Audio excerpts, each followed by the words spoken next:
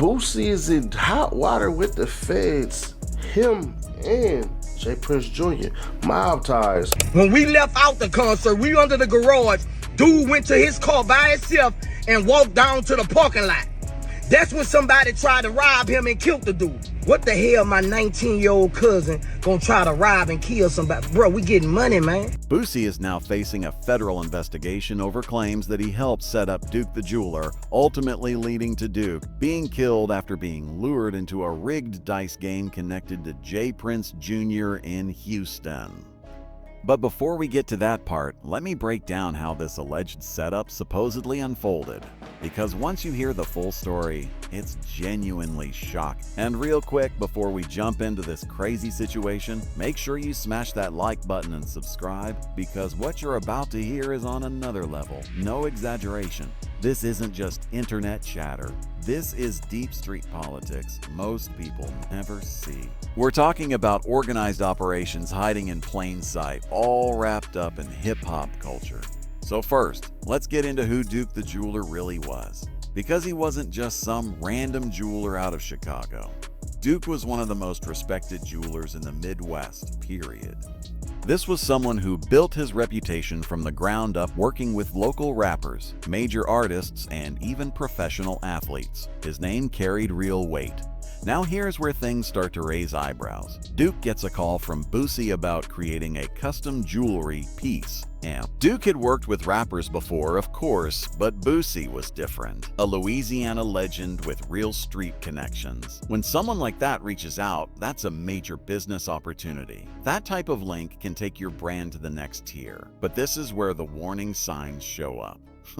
Boosie insisted Duke come to Houston instead of handling things in Chicago or Louisiana. He hyped up a big Labor Day weekend, claiming multiple celebrities would be in town and looking for custom pieces. He painted a perfect picture. Networking, big orders, serious exposure, and Duke believed it. He was hyped. He even posted on social media about heading to Houston and the possible business moves ahead. What he didn't realize was that he was walking straight into a setup that would end his life. Now let's talk about J. Prince Jr. It's alleged operation because this goes much deeper than most people understand. According to Street Talk, J. Prince Jr. has been running the same play for years, and it's cold, calculated, and dangerous. He allegedly turned robbing successful people into a repeatable system. Here's how it supposedly goes. First, targets are selected, usually out-of-town rappers, athletes, or business figures visiting Houston. Through industry ties, they find out who's coming, how much cash they're carrying, and what kind of jewelry they have on. Then comes the introduction. J. Prince Jr. doesn't move reckless. He presents himself as a Houston street legend showing love to visitors. Social media DM, mutual contacts, casual meetups, whatever makes him seem trustworthy. Once that trust is built, the real play begins. He gives them the city tour, brings them around his circle, makes them feel plugged in. But the entire time, it's just setting the stage for what comes next. The plan with Duke was straightforward. Let him win a little at first, boost his confidence, then switch to loaded dice and take everything. Grab his money, send him back to Chicago. End of story. But something didn't go as planned. According to what people are saying, Duke ended up playing with real dice instead of the rigged ones. Whether it was a mix-up or a mistake, nobody really knows. No. But once that happened, Duke started winning, for real. Man,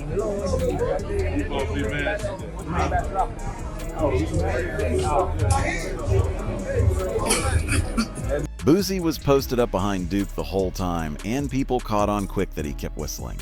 At first, it looked like some playful hype, nothing serious. But later on, folks started putting it together. Those whistles weren't random. They were signals.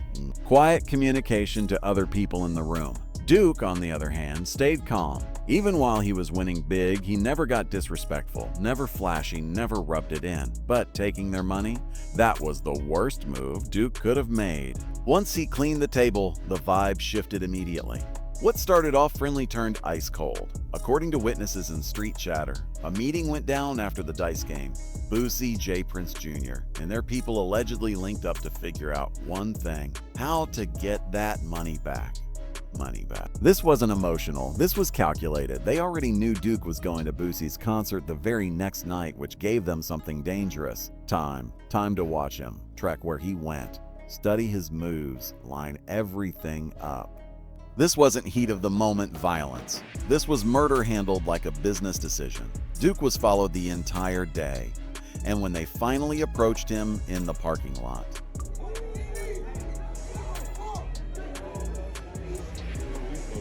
Man.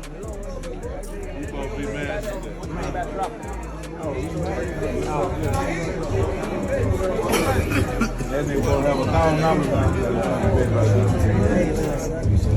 $500,000. What are you here for? he tried to fight back, but he was outnumbered and completely outgunned. The shooter showed up prepared. Duke was just trying to make it back to his hotel.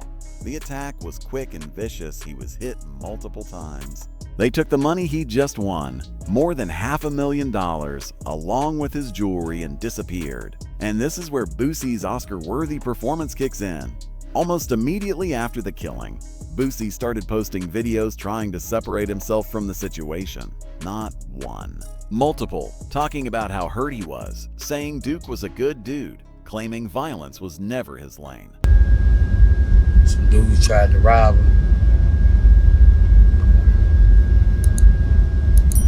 See some dudes that tried to rob me and walked off by himself. Boosie even said Duke actually lost money during the dice game, even though everybody knows that's cap. Duke won big, over $600,000. The story didn't add up at all, and it only got messier. Boosie's account of what happened after the concert kept changing. First, Duke left by himself.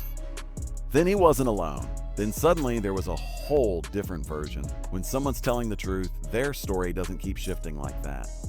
The wildest part, Boosie tried to flip Duke's death into a sympathy moment for himself, complaining about social media, to saying people were being unfair, talking about his mental health. A man lost his life, and you're worried about your image? Internet, y'all got us all the way up, man. We met that dude, Duke the jeweler, the night before. We was gambling. The next day, dude followed us to the concert. When we left out the concert, we under the garage. Dude went to his car by himself and walked down to the parking lot. That's when somebody tried to rob him and killed the dude. What the hell my 19-year-old cousin gonna try to rob and kill somebody? Bro, we getting money, man. We get fucking money. That ain't our stilo. As a boss, I ain't letting that go down like that, man. This dude finna make me a piece. So y'all need to kill that. That's bad low, man. Don't put us in nothing with no bad low. It's bad low, man. That fake sympathy only raised more red flags. Real grief doesn't look rehearsed. Fans started digging and uncovered footage showing Boosie's nephew leaving the building right before Duke was shot. That shook the internet. Online investigators then connected security footage, social posts, and witness statements into a full timeline. And then something even crazier surfaced. Duke's Louis Vuitton bag, filled with his jewelry, was found at Boosie's house. Boosie claimed Duke asked him to hold the bag during the dice game. But after Duke was killed, why didn't that bag go to his family? Why was it still sitting at Boosie's place? People also started linking this case to other suspicious dice game robberies connected to J. Prince Jr.'s circle. Same blueprint, same setup, different victims. And once the internet put all of that together, Boosie's tone flipped completely. The sad act stopped, and the anger came out. He started calling people keyboard warriors, internet detectives. He was heated that folks were connecting the dots. On the dot. But here's the question. If you're innocent, why are you mad that people want the truth? An innocent person wants answers. Boosie wanted silence. He tried brushing off phone records, witness statements, fingerprints, but none of it made sense. When someone spends more time attacking investigators than honoring the victim, that tells you everything. Protecting his name mattered more than honoring Duke's life. And then things got even crazier. Boosie's own brother TQ stepped up and said he had receipts proving Duke was set up. When your own blood speaks out, that's serious. No cap. TQ and Boosie already had long-standing issues over money and business. Court records allege TQ stole over $360,000 and helped one of Boosie's artists leave a label. But the Duke situation pushed TQ to talk differently. He started hinting online that he knew what really happened, and that Boosie wasn't nearly as innocent as he claimed. According to TQ, he has evidence that could expose the entire setup. You think niggas wake up and just choose Boosie to steal from? You don't think there's better people to steal from? Like, it's not fucking happening. Boosie is not a victim, dog. Like, that nigga ain't no... Boosie is a fucking villain. Now this is where the story goes completely left. Some people believe Duke's murder is connected to what happened to Takeoff from Migos. And when you line the details up, the similarities are hard to ignore. Both happened in Houston. Both involve dice games. Both allegedly connect back to J. Prince Jr.'s circle, and both ended with young, successful men dead over money and jewelry. That's not coincidence. That's a pattern. Think about it. Successful artists or businessmen come to Houston. They get invited into these exclusive dice games. Something goes sideways over money or respect, and they never make it home. That's predatory behavior. And the scariest part? There could be more victims we don't even know about. How many people were lured in and disappeared? How many families are still waiting on answers? Oh, waiting on answers. Charleston White has been warning people about this for years. He said the environment around J. Prince Jr. and his crew is dangerous, and that a check-in culture is really about identifying targets. Look at Takeoff. Dice game, money, respect. Sound familiar? Look at Duke. Wins money from the wrong people at a dice game. Same playbook, same circle, same ending. Both cases point back to the same network. J. Prince Jr., his people, and Houston Street figures allegedly benefiting from these gambling setups. It looks like a system designed to pull successful outsiders into high-risk situations. And the federal investigation into Duke's murder could open doors nobody wants opened. Pull one thread and everything can unravel. Now here's why this matters for the entire industry. Right now, the federal investigation is still active. Sources close to the case say indictments could be coming sooner than expected. The evidence against Boosie and his circle is reportedly heavy, and the feds don't move unless they're confident. Boosie is still claiming innocence, but behind the scenes, his legal team is bracing. When the federal government builds a case, talking won't save you. No cap. The streets are watching closely. This case could expose an organized operation that's been hiding inside hip-hop for years. If Boosie goes down, it could open the floodgates. Other victims might speak up. Other cities might get exposed. This could change how artists move permanently. Artists are already questioning who they trust and where they do business. The Duke case has put a spotlight on how dangerous check-in culture really is. Is it about respect or lining up targets? Labels and management are tightening security and warning artists to move smarter. The era of blindly trusting so-called street legends might be over. And if the feds prove this is organized, investigations could spread nationwide.